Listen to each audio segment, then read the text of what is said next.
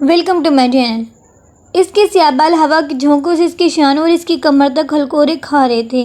اس کے گالوں اور چہروں کو چومتے آگے پیچھے جا رہے تھے۔ اس کے چہرے پر آتے، اس کے سینے سے لپٹتے، اس کے کندھے پر، پھر ہوا میں لہر ایک بار پھر نیچے چلی جاتے۔ وہ خوبصورت سیاہ چمکدار ریشمی زلفیں جیسے اس کے سفید لباس کے ساتھ مل کر اس کے وجود کے ساتھ رقص کرنے میں مصروف تھے۔ اس کے مرمری وجود پر وہ سفید لباس جسے پھسل رہا تھا، سنبھالے نہیں سنبھل رہا تھا۔ ہوا کے ہر جھونکے کے ساتھ وہ اس کے جسم کے خد و خال کو نمایاں کرتا، اسے پیروں سے کندھوں تک چومتے، اس کے وجود سے لمس سے مخمور ہوتا، ہوش کھوتے دیوانہ وار اس کے وجود کے گرد گھومتا۔ کسی بھنور کی طرح اس کے جسم کو، اس سے ہوا کا دوسرا جھونکا اس کے سیاہ ریشمی زلفوں کو بھی اس رقص میں شامل کر دیتا۔ وہ اس کے کندھوں اور کمر ہوا میں ہلکا سا اڑتی، پھر نرمی اور ملائمت سے اس کے چہرے اور سینے پر گرتی۔ اس کے وجود سے خوشبو پھوٹ رہی تھی، پھر اس کے جسم کو اپنے وجود سے چھپانے کی کوشش کر رہے تھے۔ ہوا کا ایک اور جھونکا انہیں ہولے سے اٹھا کر پھر نیچے پھینک دیتا۔ اس رقص میں اب پھر اس کے سفید لباس کی باری تھی۔ وہ آگے بڑھی، وہ اس کی طرف متوجہ نہیں تھی۔ وہ عجیب سی حیرت میں مبتلا وہاں کسی ہر شے کو سحر زدہ انداز میں دیکھ رہی تھی، بچوں جیسی حیرت اور اشتیاق کے ساتھ۔ اس راستے پر چلتے چلتے اس نے دیکھ لیا، اس کے قدم تھمے، دونوں کی نظریں ملی، پھر اس کے چہرے پر بے ساختہ مسکراہٹ آئی، پہلے مسکراہٹ پھر ہنسی۔ اس نے پہچان لی وہاں موجود واحد موجود جسے وہ جانتی۔ اس نے ہاتھ بڑھایا، دونوں وہ ایک عجیب سی سرشاری میں ایک دوسرے کی آنکھوں میں آنکھیں ڈالے رکھتی تھیں۔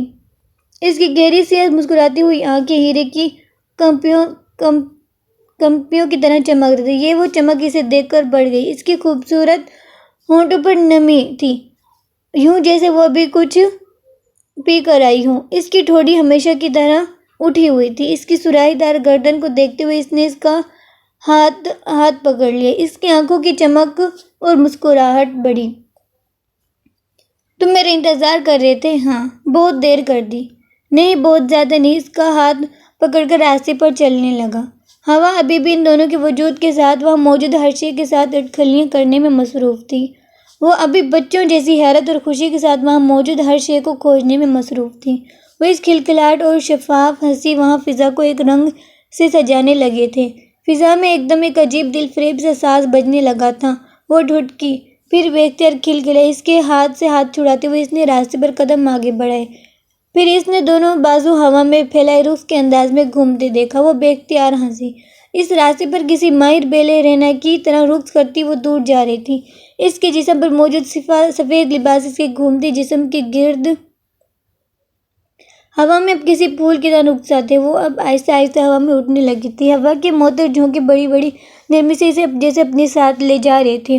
وہ بھی اس طرح ہنسی رقص کے انداز میں بازو پھیلائے گھوم رہی تھی۔ وہ شہزادہ اسے دیکھتا رہا، اب کچھ گنگنا رہی تھی۔ فضا میں ایک دم کوئی ساز بجنے لگا تھا، پہلے ایک، پھر دوسرا، پھر تیسرا، پھر بہت سارے۔ پوری کائنات ایک جم جیسے سمفنی میں ڈھل گئی۔ اب بھی ہوا میں رخسار تھی، کسی مخملے پر کی طرح ہوا کے دوش پر اونچے نیچے جاتے۔ شہزادہ اسے دیکھ رہا تھا۔ اس کی ساتھی رقص کرتے ہوئے ایک بار پھر اسے دیکھ کر کھلکھلا کر ہنسی۔ اس نے اپنا ایک ہاتھ بڑھایا، یوں جیسے اپنے پاس آنے کی دعوت دے رہی ہو۔ وہ ہنسی اور ہاتھ بڑھاتی اور کھینچا نہ چلا جاتا۔ وہ بھی اس کا ہاتھ پکڑے فضا میں رخسار تھا، زمین سے دور، اس کے قریب، اس کے ساتھ ایک دم دور، جیسے کائنات ٹھہر گئی ہو۔ اب آسمان کو دیکھ رہی تھی، پھر ایک دم آسمان تاریک ہو گیا اور دن رات میں بدل گیا۔ رات دن سے بڑھ کر خوبصورت تھی۔ سیاہ آسمان خوبصورت چمکتے ہوئے ستاروں سے سجا ہوا تھا، ہر رنگ کے ستارے سے۔ ان سب کے درمیان چاند تھا، کسی داغ کے بغیر روشنی کا منبع۔ دن کی روشنی اجلی تھی، سکون آور تھی، مدہوش کر دینے والی۔ رات کی روشنی میں بے شمار رنگ تھے۔ کائنات کو ایسے رنگ انہوں نے کب دیکھے تھے، کہاں دیکھے تھے؟ زمین پر جیسے ہر رنگ کی روشنی میں نہا رہے تھے۔ ایک ستارہ ٹمٹماتا، پھر دوسرا، پھر تیسرا۔ زمین پر کبھی ایک رنگ بڑھتا، کبھی دوسرا، کبھی تیسرا۔ آسمان کو جیسے کسی نے روشنی میں پرو دیا ہو۔ اس کا ہاتھ پکڑ جیسے سرشاری کی انتہا پر پہنچی رہتی تھی۔ اس کی حیرت اس کی سرشاری جیسے اسے محفوظ کر رہی تھی۔ وہ اب پھر زمین پر آ گئی تھی۔ رات ایک بار پھر دن میں بدل گئی۔ سبزہ، پھول، پتے، مہکتی معطر ہوا، سب وہی تھے۔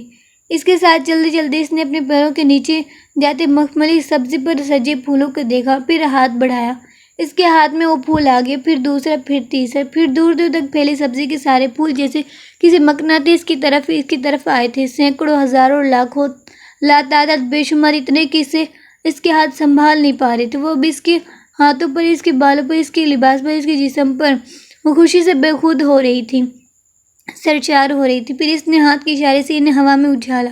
وہ پلک جھپکتے میں آسمان کی طرف گئی۔ پورا آسمان پھولوں سے بھر گیا۔